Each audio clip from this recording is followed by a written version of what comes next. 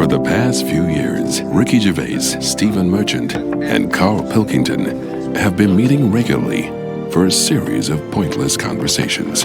This is one of them. Testing. Is that all right?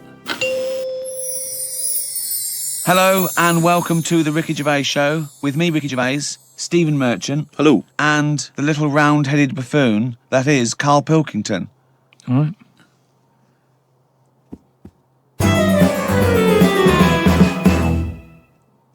Remember we were talking a while back about the questionnaire that is often featured at the end of the TV programme Inside the Actors Studio. Oh, yeah. Where the host, James Lipton, always asks the same questions to every guest.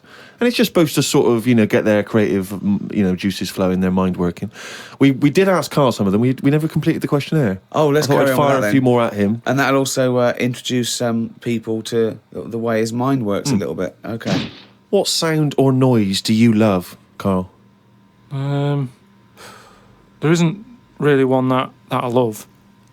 Nice noises, like the ones you get. Like I like going in the park, right? And you go, oh, that's nice, isn't it? And you get like bird noises and stuff. But with those bird noises comes a bit of stress, right? Because I was in there the other day, and like I say, little bird noises and that, and a little robin was there, and I thought that's odd. That's out early, right? Because it's like sort of summertime and that. Sure. And then I thought, oh, that's nice, and I was watching it. And then it got like a little worm, right? And I was like, hey, put it down, right? Sorry, whoa! What do you mean?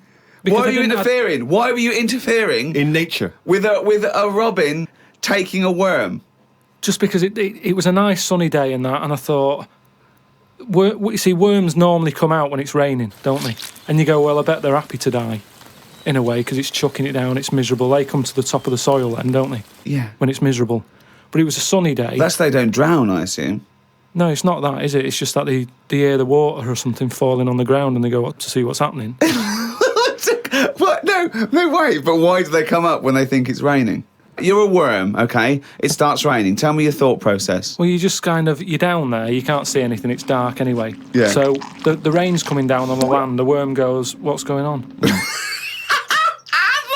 worm goes, what's going on? He wiggles up to the top. So what does he do? So it goes up and it sort of sees it's raining and then it goes back down again, doesn't it? But that's what I'm saying about the What do you mean? What is this world where he goes, oh, it's just rain again? Oh, so that's the 400th time I've been caught out this year. It's rain. I'll remember next time I won't come up. What do you think a worm is capable of in terms of cognitive thought? What do you mean? Well, a worm can basically tell certain chemicals and certain light patterns. That's all it is, really. Yeah, and It's not thinking. It's not choosing its favourite food. you don't know that, though, is what I'm saying. You don't know what things are thinking. Everything thinks, doesn't No, it? it doesn't. No, it doesn't. No, the thinking. There's something in this room that's not. All right, what about this one then? What about flowers? Do you think they've got A mind. a feeling? Because here's something that... Again, they use phototropism. They go towards the sun. They close and All right, open. well, Can you they stop grow. using long words, Rick, like sun? Listen, I've been to my mum and dad's, right? I was talking to my mum about stuff, All right.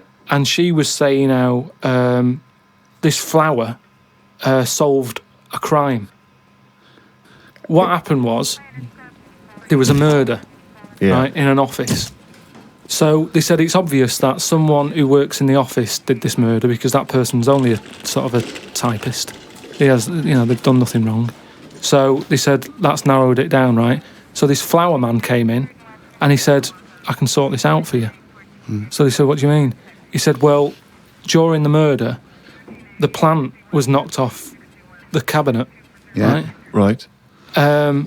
And he had some special wires that he can put on Special the wires, flower, yeah. on the flower, and it's sort of shaking and stuff because even though you can't see it, flowers pick up bad vibes and what have you. If you shake a plant, it doesn't like it. Okay. Right? So what happened was, he said, right, what we'll do, we'll put the plant back on the shelf. Yep. We'll water it. We'll calm it down. Then get Get a nice cup of tea. every member of staff Right. to come in the room and just go near the flour. Right. So don't tell them. So like a lineup for the flower. kind Yeah. of. Kind of like a lineup. Yeah. But sure. don't tell them what we're doing. Just send them in No. and say, stand by that cabinet where the Yeah. murder happened and what have you. Yeah. Anyway, it was a long day. They were getting through a lot of stuff. It was a big office block. Yeah. They were going, this isn't working. The flour's not budging. Suddenly, they get into like the last part of the day when they were almost giving up. They call in a sketch artist. The plant gives them a... Some caretaker fella Caretaker, yeah. said, go over there. Was it? You Was know, it an so- old man that? I mean, because Scooby-Doo didn't like him from the beginning. No. They send the caretaker over to the plant. He's going, he's thinking, I've got away with this. Of course. Plant starts shaking, what have you. They did him. Okay, wait a minute then. So, was there any other evidence? Was that the only evidence they used in the trial? Well, no, it's one of them things, though. Imagine it, if you're that caretaker and you're thinking, I've got away with this, then suddenly a plant grasses you up. You weren't expecting that. So suddenly you're off guard. And you go, okay, can't get that chrysanthemum away from me, I did it. You're talking absolute bollocks. That was one of the most nonsense pieces of shit I've ever heard But in anyway, my life. listen, well, it happened, but It didn't because you happen. said it. But what I was saying is about the worm.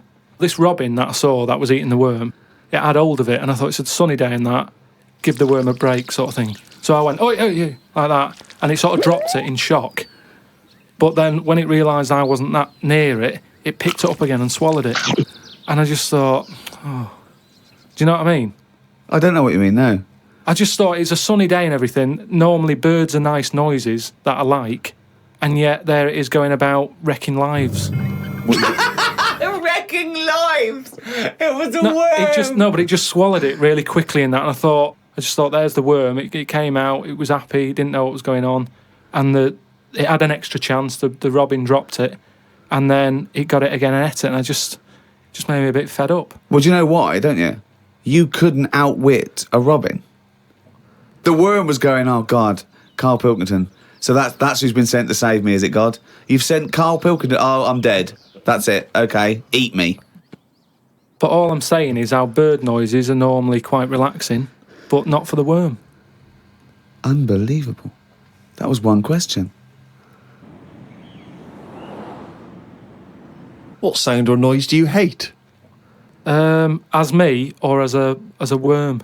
I don't know what you mean. What do you mean? Why would we be asking a worm? I've never heard an actor say that to James Lipton. When he says, what noise do you hate? What, as me or a worm? No, but Wow. all I'm saying is because of my last question, that's what I was saying. A bird noise is relaxing to me. Right. Well, it's not anymore because I think of all the deaths and stuff that go around that. So now you hate the sound of birds? I'm just saying it's changed my view on it. It's So like it's like anything, isn't it? Every noise can mean a disaster. Can it? Why would the sound of laughter, people laughing, why would that also signify disaster?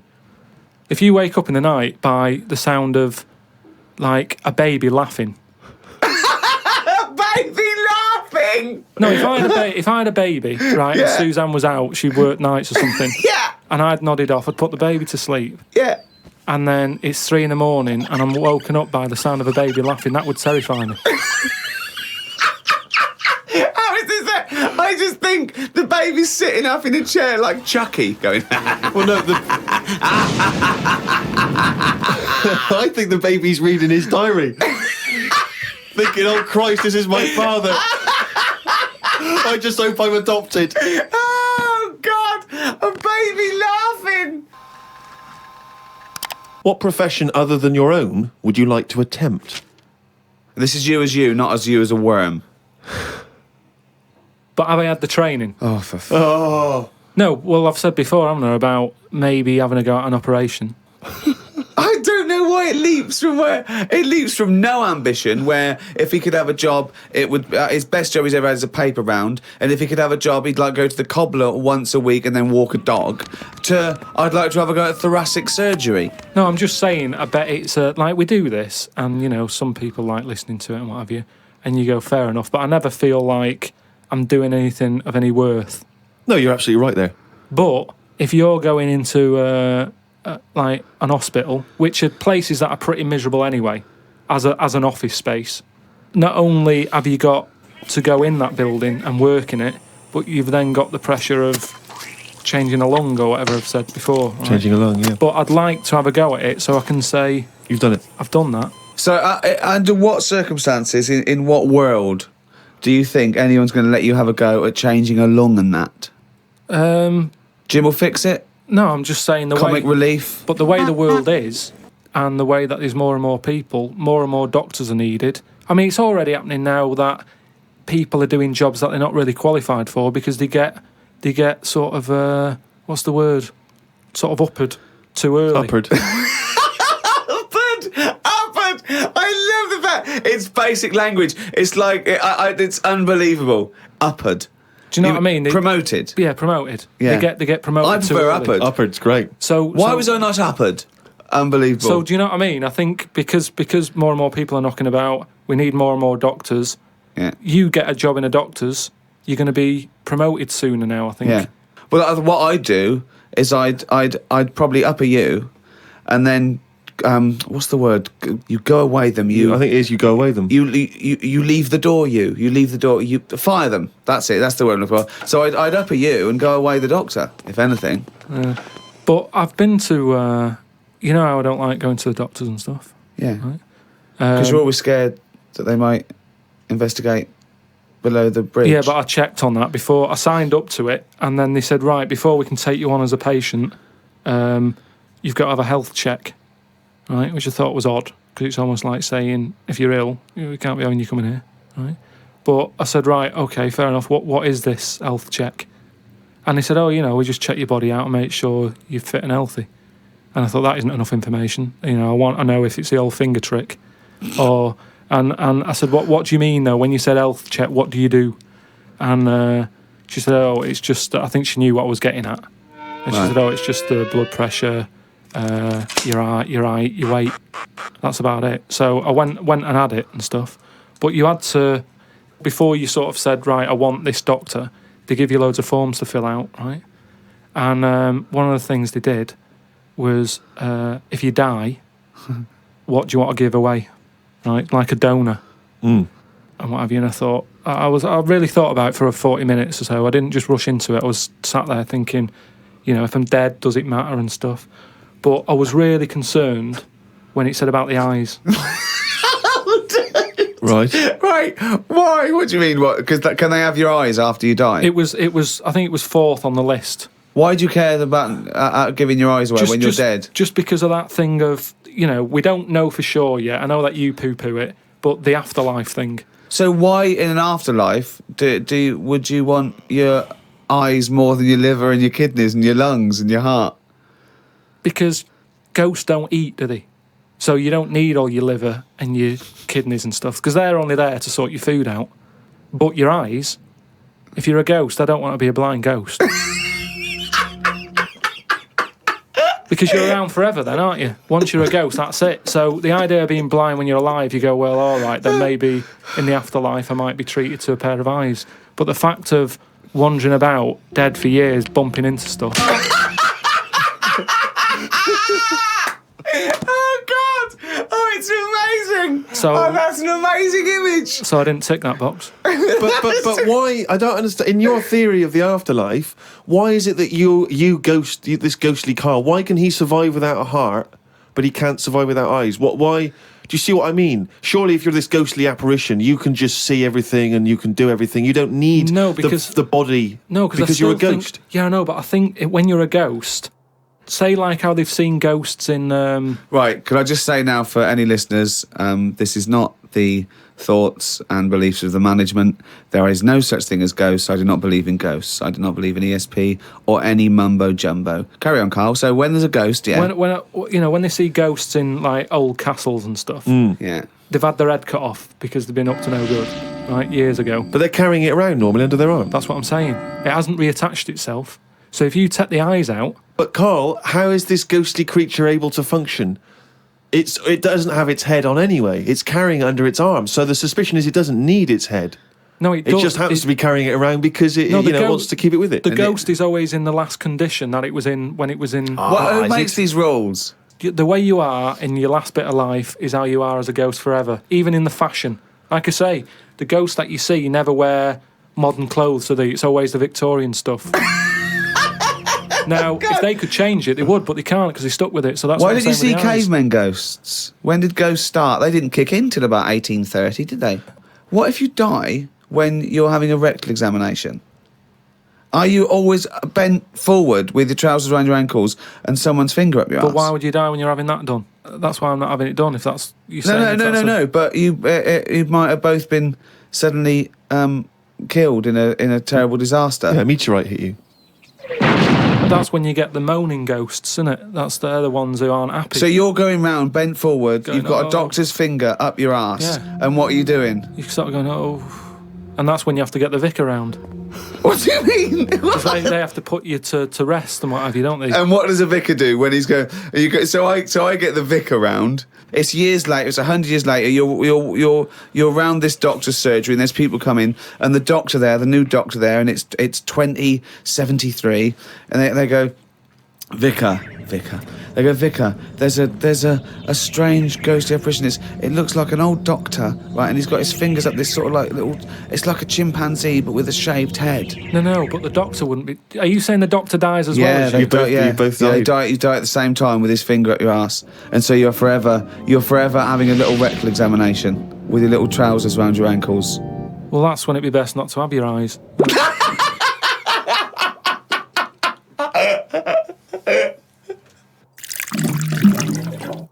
Rick, I know this is something you always get excited about. It's Carl's diary. Can we have a jingle? I don't believe it. He's got it really done. Thank you very much. Woke up to the news about an elephant in India that had sore feet, so the locals have made it a big pair of slippers. Tried to look online for a picture, but I couldn't find anything. Sure, they've made it 2 pairs of slippers. Well, I'm only going by the facts in the diary, Rick, and I would have thought that they were absolutely bona fide and fact-checked and completely Yeah. accurate. I'd be very Yeah. surprised if there's any mistakes in here.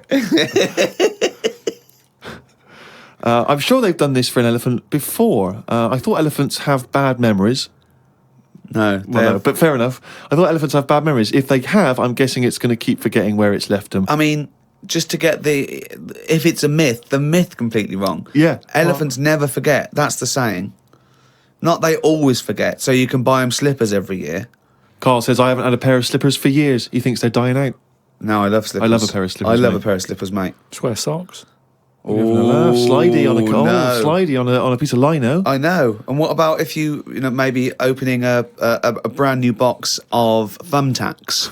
You drop them all over the floor. You're trying to pick them up. Rick, I've got to pop across the road to get some milk, but it's right opposite. I'm surely not going to go in my socks, though, am I? But I don't want to put on the shoes. It's mad. No. Pop some slippers on. But perfect, yeah. Yeah. You shouldn't go out in your slippers Why not? Just across the street, mate, to get some milk. because they're inside shoes. You don't go rowing about on tarmac in slippers. That's basic. But you don't have any slippers, so No, you're but- just tiptoeing across the street, I with put your- my shoes on. But you can pop out and get the paper and the bottle of milk, can't you, in the slippers without any harm done? No. Apparently not. That'll make it into the diary. Tried to have a shower, but there was no water. I love it when he calls me and things go wrong with the flat. But I like the fact that he tried to have a shower, but there's no water. How long did it take you before you realised he was there for 20 minutes? After 20 minutes, he said, Suzanne, should I be dry? Yeah, I'm freezing cold. Yeah, no, you should be sort of wet and warm. Right, there's no water then. Brilliant. I called the service charge people, but no one was about. Looked outside, but couldn't see any work going on. Great, innit? In India, they can sort out elephants with shoes. In London, we have no water. Hung about for a bit, but still no sign of any water. Brushed my teeth just using the paste and used the little bit that was in the kettle to have a wash. I was pretty chuffed that I thought of using that. Suzanne was a bit annoyed because she wanted a cup of tea. She said, go across the road and buy a big bottle of water. Not in your socks. Pop some slippers on. Go across the road and buy a big bottle of water, she said. I never thought of that. You had a wash using the water That's in the bottom of the kettle. Yeah, well, that's clean, isn't it? But how much? There's only a little drop in there. No, it's a big kettle. So what, did you just wash your face? Yeah. So you didn't wash your body or anything? Your genitals Well, were you couldn't, could filthy. you? You've got to look at what you can do with the water available. People in Africa and that short of water aren't wasting it, saying, oh, the feet are a bit dirty. They drink it. What do you mean? Had a look online to see what's been going on. Scientists say that Everest, brackets, the mountain, just in case you've confused that with any other Everests, Maybe the double glazing people. Yeah. You say that scientists say that Everest has grown a bit. The way they were talking about it, you'd have thought it's grown loads. It's only inches. No, isn't that... They found out that it's actually a couple of inches taller than they first thought because their methods of measuring are more accurate than they were 20 years ago. So it's bigger than they thought it was. It hasn't grown. No, I just think what's happened is at the bottom, because of like people are always climbing up it, aren't they? Right? Yeah. So they're sort of wearing away the soil at the bottom. Talk rubbish. So it's then also, push it down. it's It's also just measured against sea level. It's not measured about when you get... Otherwise, they'd just dig a big hole, wouldn't they, and go, right, it's down to here. If the peak is measured at the end against of the day, sea though, level. does it matter at the end of the day? No, but it's just nice to know, isn't it? Yeah, but that's what I'm saying is we don't need to know that. It's not going to put anyone off. Like Brian Blessed, who's always climbing up there for fun, he's not going to go, I could handle it last year, but 2 more inches. Forget that. Going to be shattered. So don't worry about it. It doesn't matter how big it is. Something else, though, that's happened since, right? They were climbing up there, and someone got near the top, and they were sort of climbing up like that, holding the cliff edge and that. And they'd forgotten the flag. Had to go back. No, their hand hit the bit of rock, and it went like, ding. I'm like, what's that? It went, ding, ding. Put another hand up, ding, ding. Piano under there. They don't know how it's got there. Right, you're talking shit again. Someone's been tipping. Well, oh, right. Up Everest. Okay. The council won't even take away your washing machine unless you pay them. They're not going to sneak up Everest. No, this is the problem, innit? Because the council won't take anything. People are going, what can we do with this? Oh, yeah. Well, I'll tell you what. Yeah. Just sneak up Everest. It'll take you 9 days, and you may die. But just pop it up on Everest.